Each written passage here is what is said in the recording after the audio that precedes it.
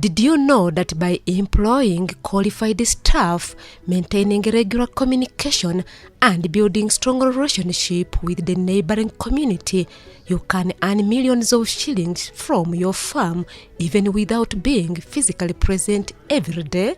We entirely depend on the workers, led by the manager. We have got a manager who manages the farm and who is well educated in terms of animal husbandry. So he crosses as a vet doctor. So he works as a vet doctor and at the same time as administrator. But the way I normally personally do it is that I interact. I'm always in touch with each and every worker.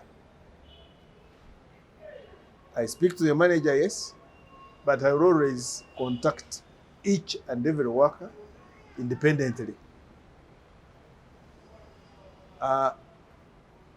Because of that smooth interaction that I have with them, they don't hide anything from me. So they are always open to me, and we have created that rapport as of friendship. Yes, we work, they work for me, I'm their boss, but at the same time, we interact as friends. Now, I go an extra mile even to ask them as to how they perform back to where they come from in terms of development, so that I do encourage them that you work here today, tomorrow when you leave my farm, you should have something that you have actually done for yourself, so that one time you'll never forget that you worked for me. And I normally assist them in terms of extending soft loans, which I normally deduct from their salaries. But compared to other farms, because we normally have interactions on farm-to-farm basis, so you find that me, I go an extra mile to pay slightly higher compared to other workers from other farms. That's why most of my workers don't leave my farm in a short run.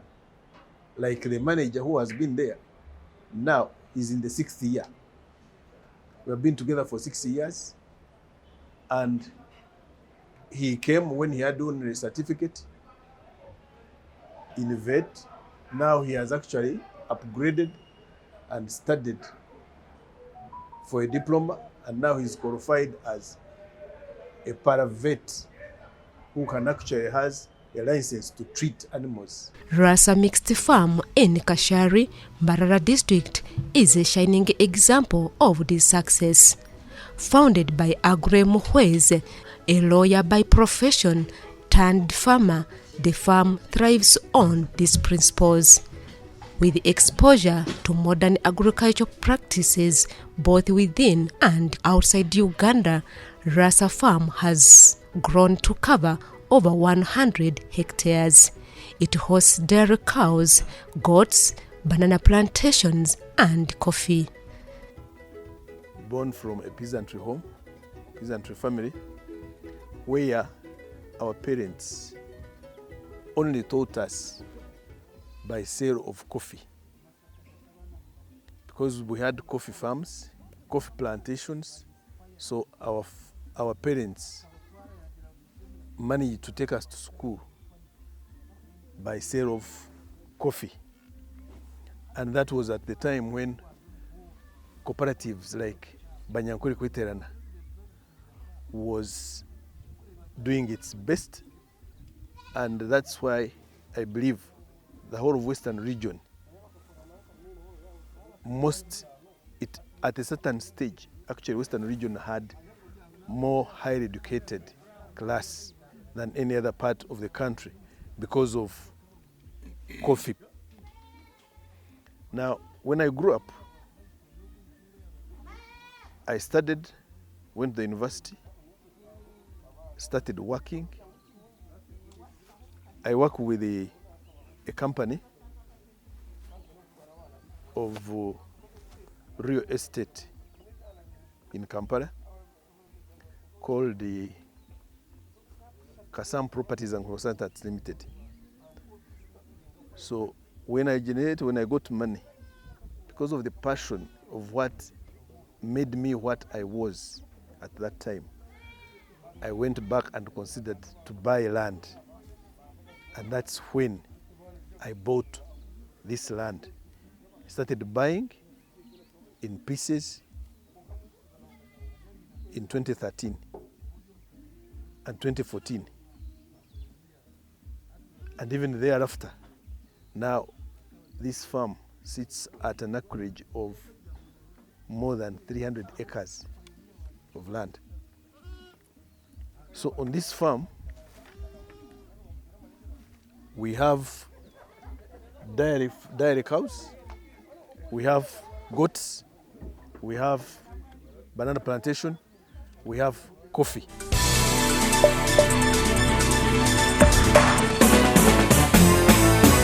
In our Farm Matters program today, we focus on goat rearing, and Mr. Muhwez takes us through how best a farmer can earn from goat rearing using proper management practices. The breeds that we normally, that I ventured in especially, is Boa. Boa is one from South Africa. It's a breed which from South Africa. And the reason why is that it grows fast. It produces more than one kid. You can see such a goat, the size of it, minimum it will give us 2 to 3 kids when it gives birth. So that's why we ventured into, and you can see that one is not more than now 4 months old. Like this one, MA 097. All these young ones, they are less than 3 to 4 months. So it has a quick growth. The total herd of goats, we had 170. By last week, I came here and even sold like 30 goats. What we started with not more than 30. But they keep producing and we keep selling. One round when they produce, you can get 60 kids. One round. And imagine they produce twice a year. Goats gives us quick income. Feeding, they go into the fields. I have 2 boys who look after them. So they go into the fields, paddocks, and feed. And in the evening they come back. Goats need clean housing and plenty of water. Using the best farm management practices, this has helped many farmers like myself achieve high returns from the farms. First thing, it's cleanliness. 2, secondly, water. They drink a lot of water. That's why you have water troughs. But the major and most challenging part on this goat rearing is cleanliness. Because the moment you don't keep them clean, there's a lot of high outbreak of various diseases, and which will, especially diarrhea. Diarrhea normally kills them a lot. And we have routine deworming to keep them look as they are. Every after 3 months, you have to deworm the whole herd. Then young ones, every after 30 days. And management, the manager has to keep an eye on them nearly every day. And we also do spraying. We spray their caricide against ticks, because they also get ticks like any other animal. So we spray them weekly, we deworm them every after 3 months, young ones every after 30 days. But now for us, you can see we have got solar lights, we have inbuilt cameras, and we have this electricity provides, when it's on, it gives us a lot of security lights. Plus building a name also to make sure that the community, you don't have issues with the community, because we have extended the hand to give free male goats, free to the neighbors, because you are living in a community, and for this, more especially for us who don't stay here, you need that neighbor more than he needs you. We have got tags, and each tag has got my names, MA. So quickly somebody will say, but this goat. So we are so friendly to the community that we live in.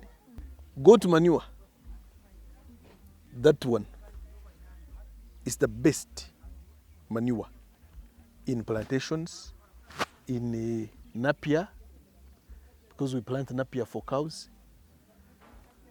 in coffee, in maize.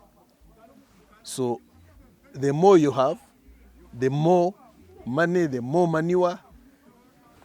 So you are better off to have numbers. We have some which have lived, mothers which have lived more than 8 to 10 years.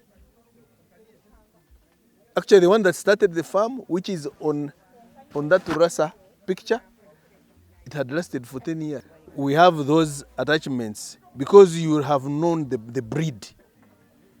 So you follow, now, for example, they are in the 4th, 5th generations. I can tell you that even if somebody comes and says, I want to take this cow, this goat, I will say, no, I can't sell you, because the only thing I use as an excuse is that this one belongs to my daughter. I can't sell it. Yes. Yeah, like that very one which is standing there. The mother is the one which started the farm. So I normally follow their kids. This very particular type of Boer goats, one, you have to have like a very nice big shed like this one. It should be firm. You can see the level above the ground. Purposely, when urine goes down, even if they have taken long without cleaning it, the diseases to come from far down. Because you can see down there, you're talking about 6-7 feet high above the ground. So a shed is very, very important. Inside this shed, we have got portions. The male goat does not sleep with female goats, so it sleeps alone. Then kids, they have got a separate portion. And in that kids for the portion, we normally make sure that we put there, we put like grass, dry grass, so that it's warm, because they normally get diarrhea so fast when it's cold. So then you have to have a doctor who can manage those goats. As I've told you, we have challenges of diseases and challenges of getting genuine acaricides, because there is a lot of fake acaricides in the market for spraying against ticks. Then, apart from that, poverty roaming around and people stealing. Because you can imagine now, I told you that 13 goats were slaughtered from 3 homes. Now that one was the only livelihood he was looking at. So we have that challenge. But what I have noticed also in specific areas, for example, way back from Metoma, where I come from, there's shortage of land. You can't have where to look after those goats. That's why some of us had to move, had to take a decision to come. It wasn't because I had money, because, for example, I had to sell my first house, which I had built in Kampala, to come and buy land, to come and buy farmland. But I can assure you, the value of that house, I bought 100 acres. If I'm to sell the 100 acres, which I bought in 2014, now it can be more than 10 times. Because by that time, an acre was 6 million. Now an acre is 27 to 30 million. I wouldn't advise anybody to sell land left, for example, by your father, to go and buy a boda, to become a boda rider. You would rather utilize, and more especially currently because of the president teaching of this 1 acre. So you would rather use this present situation and what the president is teaching everybody of 1 acre model. You can easily become rich.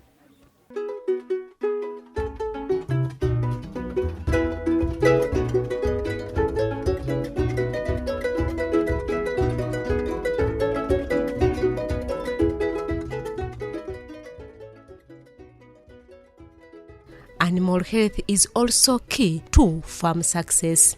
Experts warn against using unqualified individuals to treat livestock.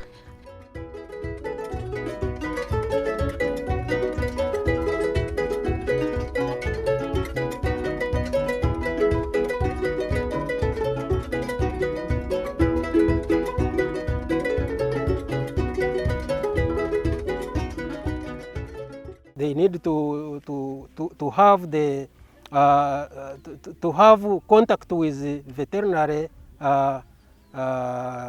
technocrats, because sometimes farmers rely on colleagues, on other farmers for knowledge, and ignore the veterinarians.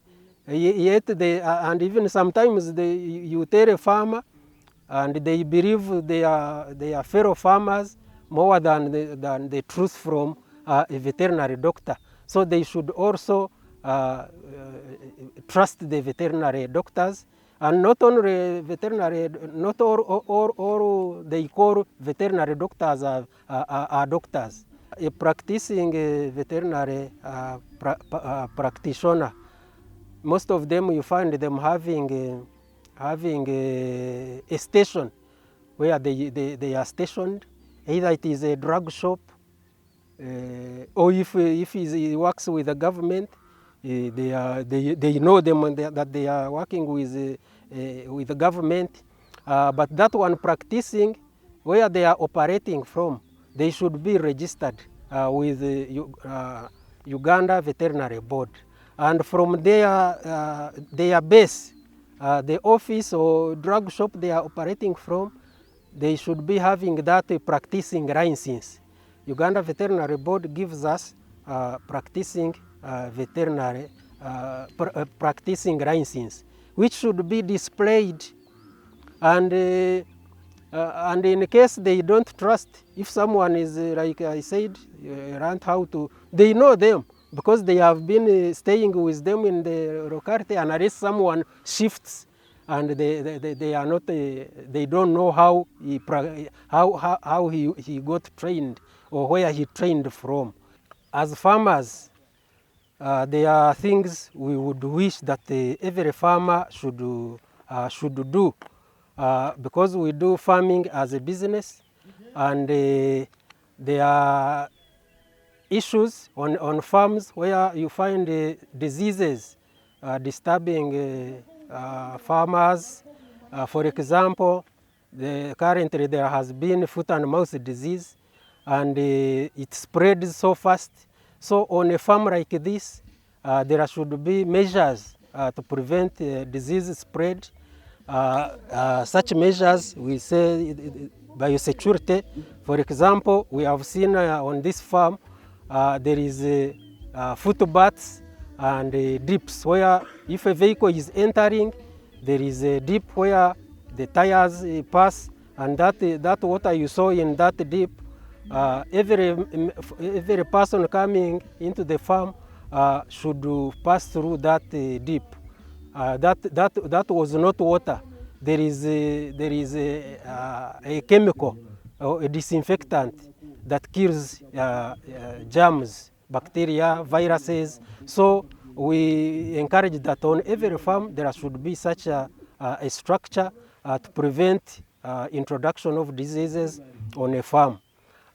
Recently, not actually for some years now, there has been a problem of tick resistance. Farmers spray their animals, the ticks don't die, and farmers, most of the times they say the acaricides are fake, they are concocted, or they are counterfeits. But the problem, most of the times, the problem is with the use of those acaricides. We have seen that this farm has a spray race. And under normal circumstances, for example, an animal, a cow, should be sprayed with enough acaricide wash of about 5 liters. 5 liters, but we find most times farmers can use 5 liters to spray 10 animals. So that is underdose of the acaricide. And when with these ticks, once it smells or it tastes a small dose of the acaricide, then it will not die, but the mechanism of the tick will sense that there is an enemy which was trying to kill it, and then the body, the tick system or mechanism, it starts making or producing soldiers, you may say soldiers, but they are antibodies to fight against that acaricide or that any other chemical. And however much you use it, once it has developed that resistance, then it will not die. Then in the process, farmers think that the acaricides are fake. We encourage farmers also to not put their, they say putting all eggs in one basket. So farmers need to diversify, or what we call enterprise mix. For example, we have seen this farmer having goats, having cattle, having coffee, having banana. So if one enterprise has a problem, then you can at least be saved by another enterprise. So it is diversification is also necessary, and also integration of these enterprises, especially like when you have banana, you have coffee. Those enterprises need fertilizers, and because we have natural we have organic fertilizers, and we have other inorganic. Inorganic is like this cow dung, goat droppings. So these crops, they need what? They need to be maintained, and those enterprises sort of supplement each other. The story of Rasa Mixed Farm is a proof that with proper planning, professional support, and consistent communication, farming can be both productive and profitable. Whether you are a full-time farmer or managing from afar, smart decisions can help you build a thriving agricultural business. Join us in our next episode when we focus on dairy farming at Rasa Mixed Farm in Kashari, Mbarara district.